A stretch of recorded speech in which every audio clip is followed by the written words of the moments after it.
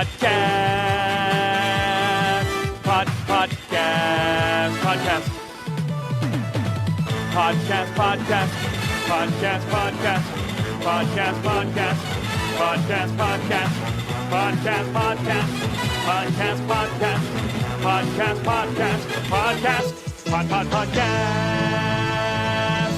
welcome to another episode of the Racer X Exhaust Podcast. I cannot stop myself from producing podcasts.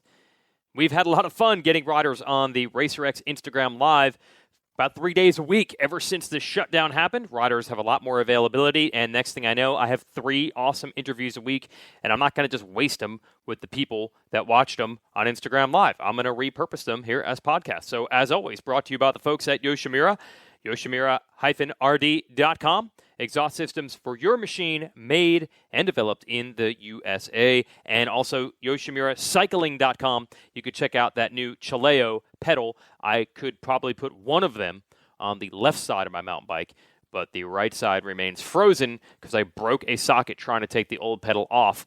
And if one more person says, dude, you know the pedals, you reverse them. You go left to tighten and right to loosen, right? Everything I've heard and watched, that is true for the left side pedal. But the right side pedal works as a normal bolt does, and I broke it trying to loosen it the proper way. Prove me wrong. Hit me up on Twitter, at Jason Weigandt. Hit me up on Twitter and tell me if I'm wrong. If I'm wrong, then I'll get that thing drilled out and I'll figure out another way. But right now I'm running a clip pedal on one side and a flat pedal on the other. Really difficult when you want to like do something cool and you know what? Maybe I need to wear a clip shoe on one foot and a regular shoe on the other. I'd have extra pedaling power, but I'd be able to put a foot down real easy. I might have just discovered something. This is like peanut butter and chocolate. Man, where were we? A couple other things to mention. Yes, racerxonline.com/subscribe. You already know our website's jam-packed. The magazine is as well. Exclusive content. We're putting some of it on the web, but you can only actually access it and read it if you're a subscriber, but it's cheap. 99 cents for 3 months access digitally. $2.99 if you want us to send you the magazine for 3 months in addition to that. But something else we'll focus on in the more immediate future is Moto Fight Club. This is a race, an actual race on actual full-size dirt bikes, apparently next Tuesday, May 12th. You can watch it at FITE.tv, but I figure the best way to do it is we've got news right on the RacerX site. Just go to latest news. You'll see a headline explaining who's racing: Villapoto, Stanton, Bradshaw, Pastrana, Glover, Wyndham, and more, racing May 12th. Find that link and click through there. We are an affiliate sponsor of this. We get a small percentage of the sales, and FITE reached out to us because they're smart enough to say the more people we get out there with this link, the more people are going to buy, and all this money goes to just cover the rider's cost to get there, and then a variety of charities. So this is good stuff, and I'm talking like we take like 2% or something. It's not taking from the charity. It's going to result in more people buying it. That's how affiliate links work. Sue me. So Moto Fight Club coming up on Tuesday. Monday night, they'll have a free show of bench racing with these legendary riders, and then all 10 of them will race against each other in a real race. I've got Ryan Villapoto and Travis Pastrana coming up in podcast to talk about that. And I believe Mathis just produced a podcast on his network with Jeff Stanton and Damon Bradshaw. Moto Fight Club, that's where the action is right now. As for the real current championship level racing, let's get the take from more real current riders, including the actual champion of the moment, Red Bull KTM's Cooper Webb. Talked to him a few days ago. Here is our interview with him. Webb, he has made his feelings known as he likes to do. He does not hold the cards very close to the vest. Instead, he wears the emotions on his sleeve. And he wants to go racing quickly and now. And he has his reasons. So here is Cooper Webb. Where are you? Are you at like some, $1 million mansion that you have now that you're Supercross champ? I mean, where are you hanging out? No, just old reliable house here in Claremont. Been in Florida this whole time. That's where I live full time now. So been here, been able to stay at it with training and riding, and actually, we rode today. So, everything's good here, man. Nothing too bad. Now, at one point, didn't you all, I think Zach Osborne told us, you all did take a couple of weeks off from riding or something like that? Yeah, so basically when we found out we were going to, our Indy was canceled, at first we had just heard that race and, Yeah. I think Seattle or something. So we actually rode Supercross the week after what would have been Indy. And then we decided that next week we actually rode outdoors one day, and then we decided, hey, let's take a few weeks off of riding for me to heal up, like for my crash at Dallas and stuff like that. So Yep. yeah, we ended up taking, I think it was like 2.5 weeks off the dirt bike, which Mm-hmm. was nice for me, for the body and everything. But we still continued our training, cardio and gym and all that stuff. So yeah, we've been now riding. Probably, yeah, about 2.5 weeks now, and we started on outdoors. We did a week of outdoors, and then the what we got told was, hey, we're racing Supercross. So we started back on Supercross last week, and then this is our second week at it. Yeah, you gamely showed up and podiumed 2 races after that big crash at Dallas, but I'm sure you still weren't feeling 100%. So how much better are you now with this time you ended up getting? Now we're 100%. Yeah, Yeah. It was a tough crash. I mean, like I said, I was lucky to not have more injuries and stuff like that. But with that being said, it was definitely a lot of aches and pains. But this break definitely allowed me to get a chance to let the body recover and heal up. And yeah, after about, I'd say 4 weeks after Dallas, I started feeling back to normal. And yeah, now I'm back to 100%. So it actually, it allowed me to kind of rest the body. I was able to get on the podium at those 2 races, which was great, but they were definitely hard fought. That's for sure. I ask this about every guy we interview. Your whole life is based around trying to get better every day, stronger, faster, fitter, whatever it is. How hard is it to suddenly have to turn that off and go into, I can't drive myself crazy every day trying to improve because I literally don't even know what my next race is. How hard has it been to adjust to that mentality?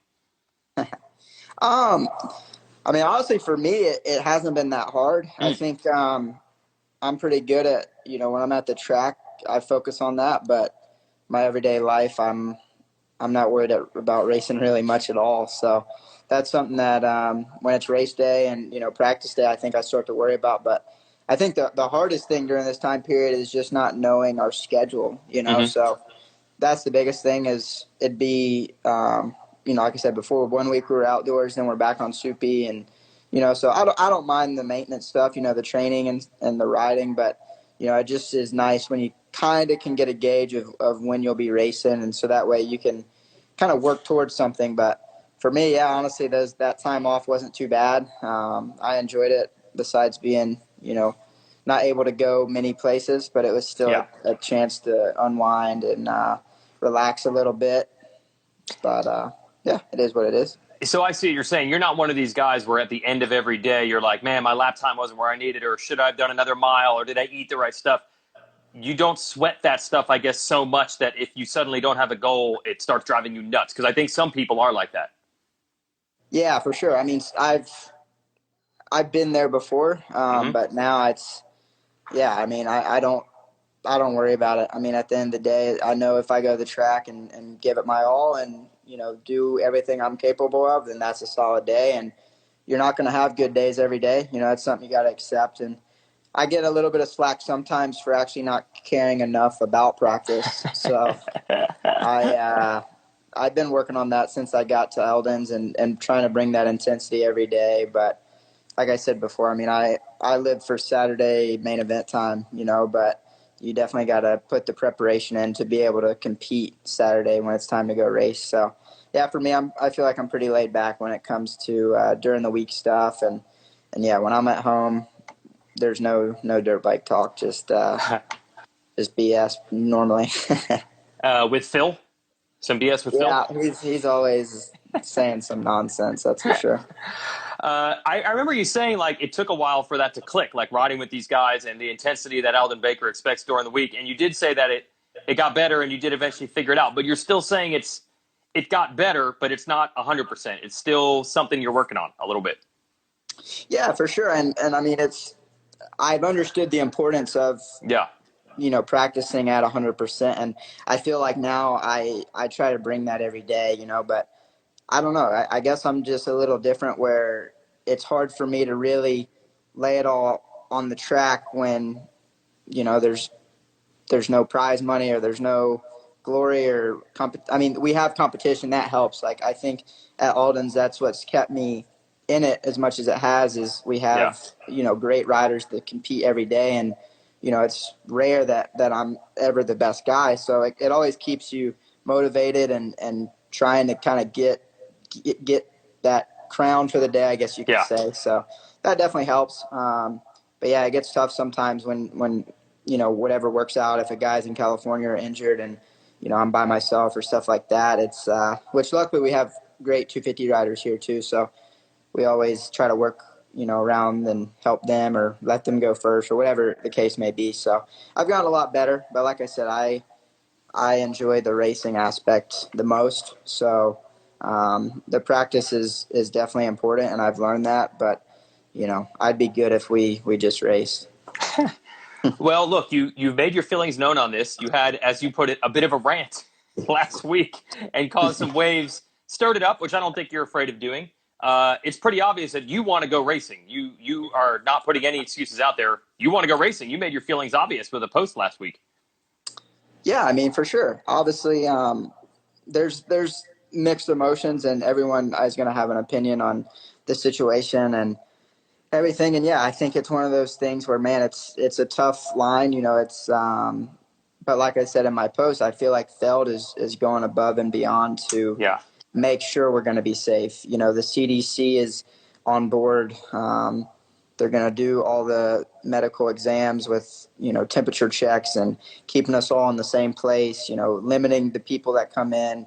I mean, it's pretty gnarly, I'm sure, as like what they're willing to do to make sure we're all safe. And, for me, maybe I'm a little bit hard-headed, but when you really look at these numbers, it's, I don't know. I mean, I don't want to be a crazy guy, but to me, it's no different than the everyday flu. But it's obviously it's taken lives, which is terrible, and it's putting us on a standstill as a country and everything like that. So it's definitely something to take serious. But like I said, I think as long as we do the stuff that is going to keep us safe, keep us away from exposing us to it, and we're able to go do our jobs, and that's my thing. I mean, it's just unfortunate when I hear about people losing jobs left and right that have been in the industry for years, 20, 30 years. And I mean, it sucks even for me, like I'm fortunate enough to where I make great money at what I do. And,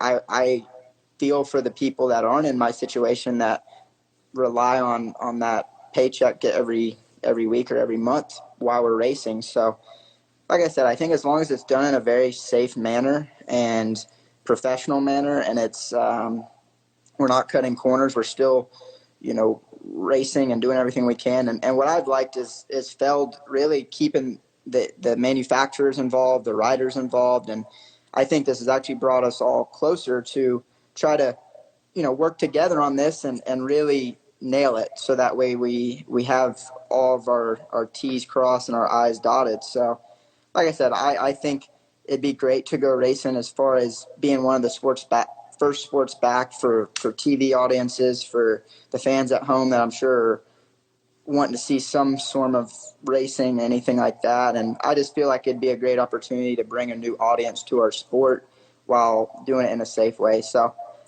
I mean, yeah, obviously I'm ready to get back to a normality, which I think we all are. So that maybe is why too. But like I said, I don't think it would be much danger involved at all, in my opinion. And look, because it's kind of changing, it was maybe May, or now it's May 31st, it was maybe May 15th. Maybe the riders and teams aren't coming in like as fully 100% ready and prepared as they would like to be. It sounds like you're just willing to accept that. If you're only 98% ready to go, that's something you're willing to deal with? Yeah, and I think that's the tough part. I mean, it's hard for me to grasp, the teams and stuff being ready. I get, yes, employees got sent home, not allowed to come to work and stuff like that. But at least from a privateer standpoint, I get it. Maybe they can't get parts because of mailing and places being closed. Yeah. But my whole thing was, hey, we had Supercross bikes when we were supposed to go race Indy. We had all the parts. We had bikes. We had settings. even for the privateers, at that point, I feel like they had most of the stuff they needed. So now we're in a scenario where we have our settings, which a majority of the off season is spent testing, developing the engine, the bike, the suspension. We have that. Like I said in my post, most people start riding Supercross beginning of September and ride 4 months before Anaheim 1. And then we've ridden, I think I put it in there, over 100 sessions, and that's excluding races on Supercross. At least at a factory level. Maybe not, privateers or 250 East and West guys. Maybe theirs is a little less. But, my biggest point is, hey, we have the equipment. I know KTM, they were shut down in Austria for 4 weeks, and they're just back opening, and they're prepared to go racing, which I think speaks volumes for them as a company. I'm not sure about the Japanese manufacturers, if they were shut down or not, but for Austria to be shut down with 0 employees for 4 to 5 weeks and be able to turn around in 2 weeks and be ready to go racing, I think is incredible. And that's great. So like I said, nothing's going to be normal. I mean, even if we go race in fall, that it's not going to be normal as we know it. And I think we all have to be willing to make some adjustments and give a little to get a lot, in my opinion. So, like I said, everyone has a different opinion, but even the preparation time, especially now at May 31st, I mean, that's 5 weeks to really get ready. And I feel as though the break that we had, no one just took off and went to we couldn't go on vacation. We couldn't. That's right. Go out and about. Like, we were forced to pretty much stay at home and stay healthy and stay away from sickness, and that left us bored and probably training. So like I said, I mean, for me, my 3rd day back, I feel better than I probably did racing earlier in the year. It comes back quick. So like I said, I think we're not going to be 100% peaking, but no one is. We're all in the same situation. We have 5 weeks to get ready. May the best man win, And also, didn't you have years where you came in, whatever, you had an arm injury or whatever it is, and you didn't always get the full 4 months anyway. Tons of dudes are racing in Anaheim. They're on the gate, but maybe they're not fully where they want to be. Yeah, I mean, it happens. As you know, in racing, your injuries happen. So, I mean, that's the thing right now that I think is also something to think about, is everyone is healthy, which is great.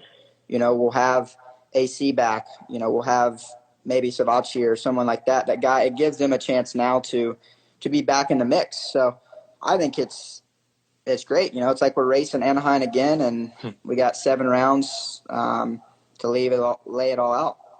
Yeah, all right, that makes sense. What kind of feedback did you end up getting after you put that post out there about wanting to go racing?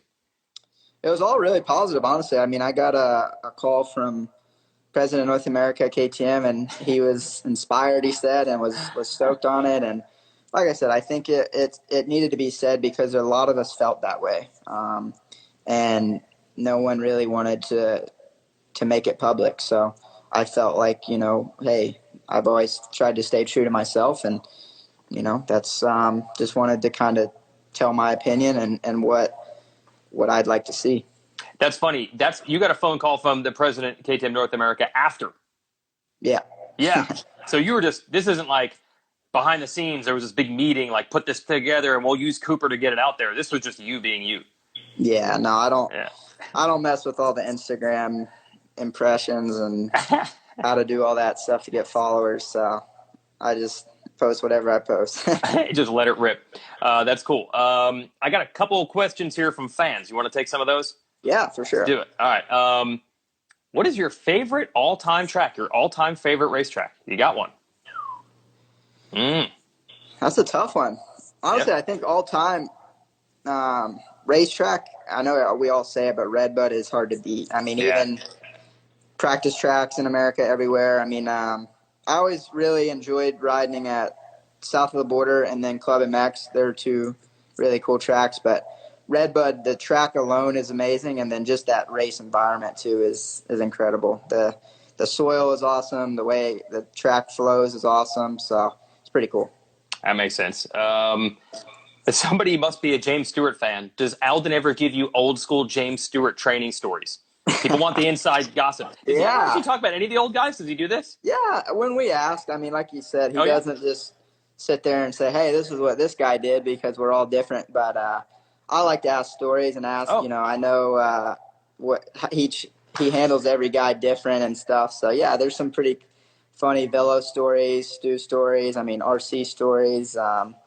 He was telling us one the other day when him and RV actually wrestled on the side of a jump one day, and it was pretty funny. He had the photo of RV like in a headlock with the bike just running, idling on its side. So I've never gotten to that extreme with Eldon, but I mean, hey, I guess you got to do what you got to do to keep the guys on it.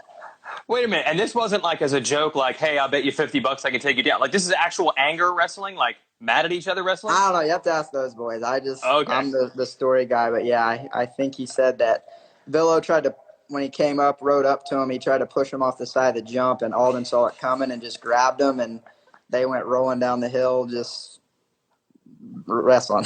Okay. All right. We are definitely asking.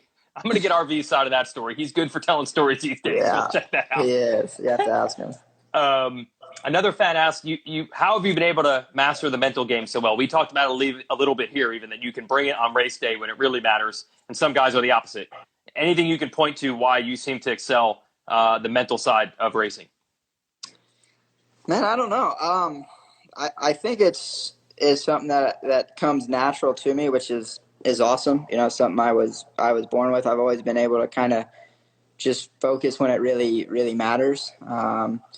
So yeah, I mean, I think for me, one thing that helps me is not being so serious, maybe, or so hard on myself during the week and all that stuff. And but I don't know. I think it's something that I try to pride myself on, and it's something that, you know, in all sports, it just seems like you have the guys that kind of can flip the switch and not. So I try to have that. I mean, it's something that it's not like I work on mental technique or anything like that. It's just, honestly, when the racing's going, it's just something in there saying, hey, whatever it takes to win, just go for it, you know? So sometimes it bites you, as you saw in Dallas, and sometimes it works out great, like we see in the last corner sometimes.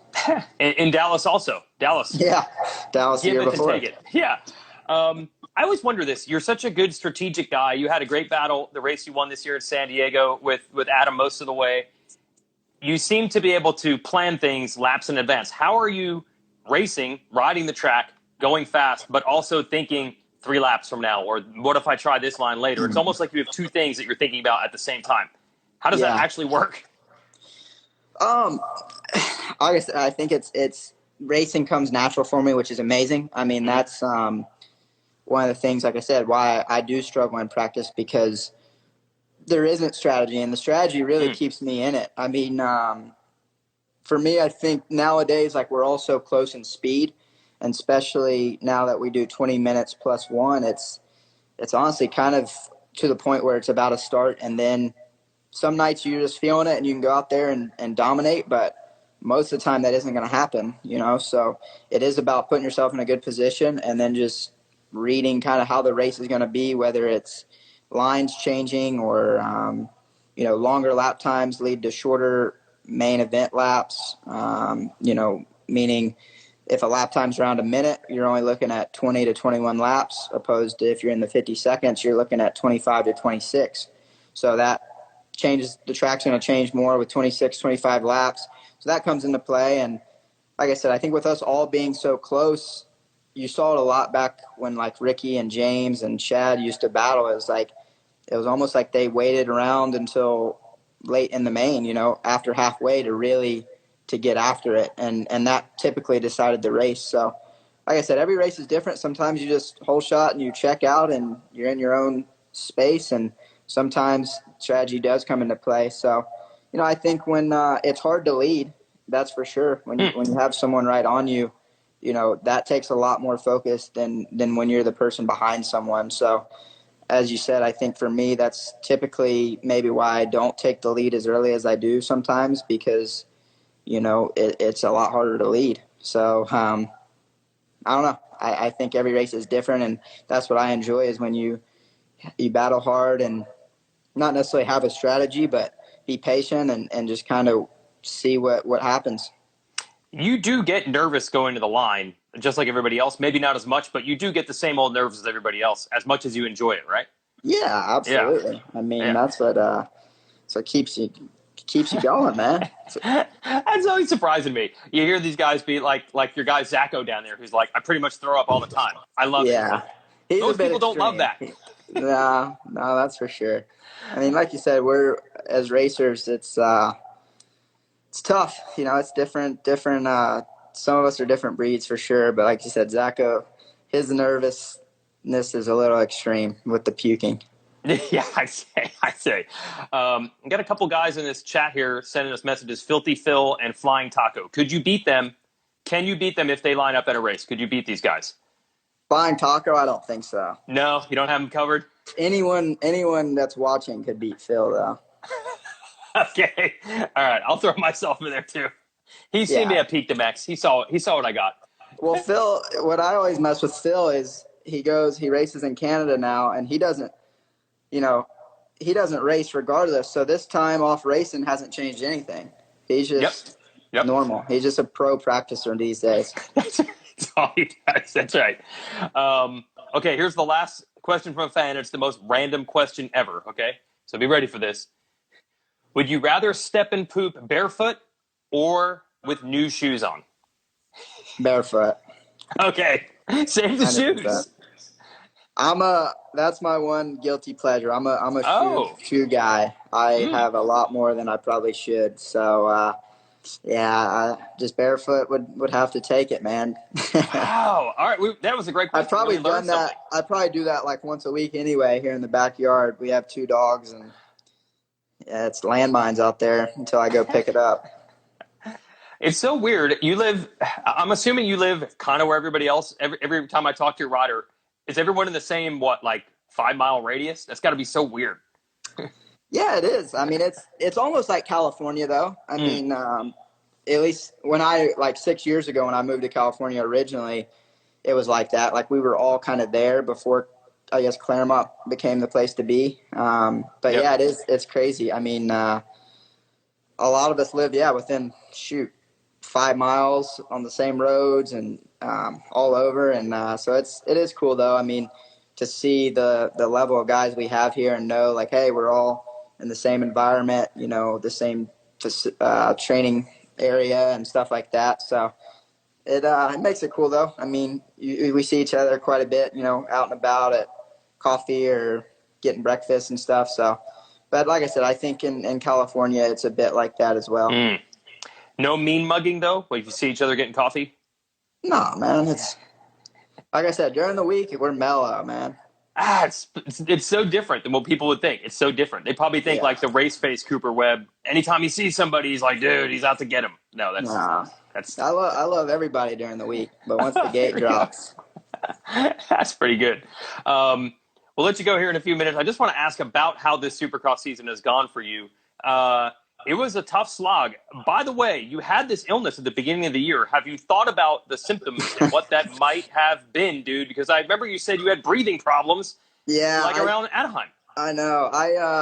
I've been waiting to get tested. Everyone wants me to go get tested, but I'm going to wait until everyone has it isn't, getting tested. So I'll let you guys know. I'm definitely going to get tested and see. But yeah, I think I had some of those symptoms, so we'll see. But I mean, so far I think it's been pretty good. I feel like I've had a lot of challenges that I've had to overcome this year. Last year seemed to just click and seemed like there was really no problems until I think like MetLife. I was a little sick, but it wasn't that big a deal. So I get it. Everyone says, hey, the second year's a lot harder, and it was, So like you said, I think starting off sick was really tough as far as just getting the ball rolling. It took a little bit, and, it sucks, but I think about it every day. That crash in Dallas, I'd say, was really I still feel like I'm in it. Anything can happen. There's a lot of racing left, and I'm not going to give up until it's over. But I feel like Dallas was the one that really hurt the heart more than the body because, Okay. It's easy to look back, but at that point I was 11 points down in the series. If I would have just stayed in fourth place, I would have gone into the main event tied for first for that third Triple Crown. If I would have made the pass on Justin like I was trying, I would have went into the last main event with a point to spare. Mm-hmm. And, that would have turned – anything could have happened in the last main event. That's racing, you'll know. But like I said, that would have put me right in the mix. And, right.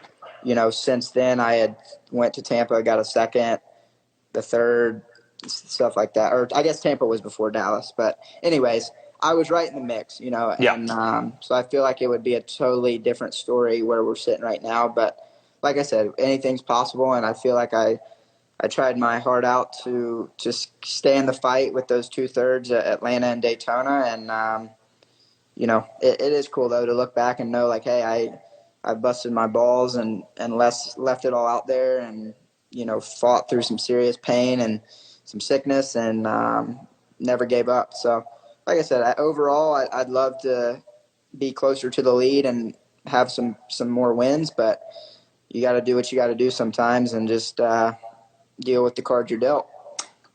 Does it light the fire a little bit more when it doesn't come easy? If you had another season where everything just rolled your way, let's say you aren't sick, you win early, some big dudes that you got to battle get hurt, and it just starts rolling your way, that would have been easy. Does it light the fire a little bit that you've really had to battle for it this year? Yeah, I mean, it definitely makes me appreciate those good days, when That's right. when you're just clicking. But I mean, Obviously, I'd love to not have had to deal with that. I mean, I'm not going to lie. I would have loved to have had some more wins and not had to deal with some adversity. But hey, that's part of it. And like I said, I think that's what I try to always give it my all. And like you said, shit happens, and it's how you rebound and. Make the best guy win, Last thing, they've been doing these watch parties on the Pro Motocross Facebook page. They pick some cool old races. We're going to run 2016 Southwick this weekend.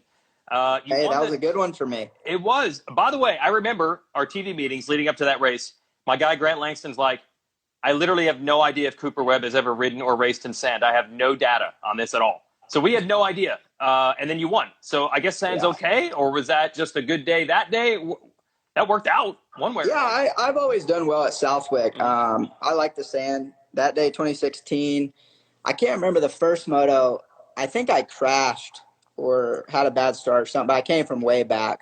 And I remember, I got second in the first moto, but the last 4 or 5 laps, I caught Jeremy from pretty far back, which he was probably just in cruise mode. But I remember that was all right, I was a good ways back. And the second moto, I got the whole shot and just kind of me and Faulkner was all over me at the beginning, and I was just kind of in my zone, comfort zone a little bit, and then he was all over me, and I remember getting pissed off that he was just pounding me, and I was like, all right, it's time to drop the hammer, let's go.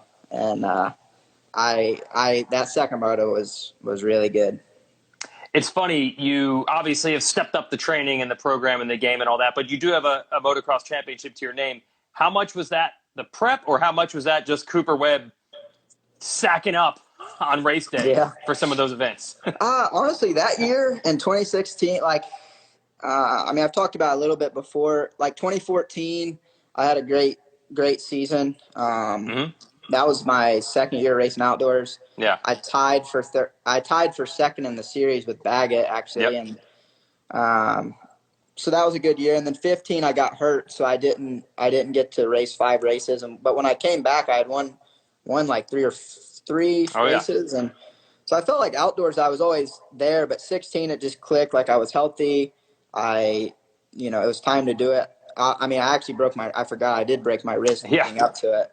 But I think the biggest thing at that point was we went to south of the border that summer, and my wrist was healing, but we went from being in California to the East Coast, and that was the first time I had been able to go east for a while or ever in my pro career. And I think it just clicked for me. it felt homey. Like during the week was really good practice and prep. We were riding a lot of different places. They made it real easy for the mechanics and for the trainers, Swanee, and the riders to accommodation wise they actually supplied us like houses nearby and stuff. So it was cool. And like I said, that year it just kind of all clicked and yeah, the bike was awesome. I felt really, really good once I got healthy. I mean, it was, I almost think it was one of those things with me breaking my wrist. It kind of gave me, we had done so many motos before I broke my wrist. Right. That I had that bit of endurance. And then when everybody else was kind of starting to get like over outdoors, I was excited still because I was riding new tracks and new places, and I wasn't able to ride properly for like 6 weeks. So I was able to ride properly like midway through the year. And so, yeah, it was just a really good year and a fun year. I mean, 2016 was definitely a great year. You got the overall last year at Millville, but you won the Supercross title. So where is it on the check mark of like, man, I want to show that I can do the same thing on the 450 outdoors that I've already done indoors? That's got to be on your list. Yeah, for sure. I mean, that's what I feel great. We've been riding outdoors so far this year, and I know what some of the things I did wrong last year and what I can be better at and stuff. And so, like you said, it was a lot went into Supercross last year, and for me, that was really the first time, I did so much in such a short time as far as being on the podium to winning to being a championship hunt to winning a championship that I, didn't prep enough, that's for sure, for outdoors. And it took a while. I mean, like I said, I felt like I was thinking about the other day, like we tested in that off weekend before Millville, and that setting at Millville was a new setting we came up with, and I was stoked on. And, I had a great day there. And then the following race, Washougal, I did pretty good. I think I went like 3-4, which was solid. And then I got hurt at Unadilla. So I feel like that was a setting like right now that I'm starting on that I'm pretty happy with. And so it just takes time. I mean, the guys that are winning and even the top two in the series right now are bad dudes, So it's just, for me, hopefully the second year with more time on the bike, more prep, another year with Eldon to kind of understand the body and how I react to things. And, yeah, I'm hoping to go be a contender and go try to win an outdoor title. So there it is. That's Cooper Webb. You know what? One of the most interesting things about this interview, by the way, was to me, if you listen to that Ricky Carmichael podcast I had out last week, Carmichael talked about his mentality of he had to sweat the details all week. He had to kill himself during the week. That's what gave him confidence on the weekend. He was always worried that someone was going to beat him, and the only way he could soothe those fears was to know that he had put in more work than anyone else during the week. And then you hear someone like Webb, who essentially doesn't really put much stock in what goes on during the week. He puts the work in, don't get me wrong. He works hard, but he's not going to make a judgment on Tuesday or Thursday. Oh, man, I could have done more, or I didn't ride well today. That's a bad omen. He doesn't carry that into Saturday. So Carmichael was all about using the week to build his confidence for Saturday, and Webb is all about what happens during the week not affecting the way he feels about Saturday. And what's cool about that is you hear riders give cliche answers like, hey, different things work for different people. There isn't one perfect answer, and it sounds cliche, but when you have actual specific examples, you then realize, okay, I guess that's actually legit. Some things make riders tick different ways. If I could put money on it, I would bet you that Ken Roczen is more like Webb in that sense, in that I think Roczen shows up on the race day and feels like he's good, he'll do well. I don't think he's worried about lunch that he had on Tuesday affecting his ride on Saturday. But I guarantee you there are other riders. You can bet Ryan Dungey was all spun out if things didn't go to plan during the week. I think he got better later in his career at just being relaxed with whatever, but that dude was sweating every single detail. That's cool. And it's just cool to know that you have different riders taking different approaches, and it works out on the racetrack about the same, which leads to good racing. So I just thought that was interesting, a little peek under the hood of the psyche of different successful riders. So thanks for Cooper for revealing that. And we've got a cavalcade of podcasts coming up. Travis Pastrana, Ryan Villapoto will talk about their Moto Fight Club. As for Webb, maybe May 31st. We'll see him out on the track. Thanks to Yoshimura. That's our title sponsor of these shows, Yoshimura-RD.com and YoshimuraCycling.com and RacerXOnline.com/subscribe. But check out that news link so you can subscribe and watch Moto Fight Club. I believe it's $19.99 for a pay-per-view show, and that'll be Tuesday night starting at 5 Eastern on Fight.tv. I'll be watching. What else am I going to watch? I can justify the purchase for business purposes. At least we still are in business, right? Got to take advantage of everything you can these days. All right, thanks for listening. We'll be back with more podcasts this week.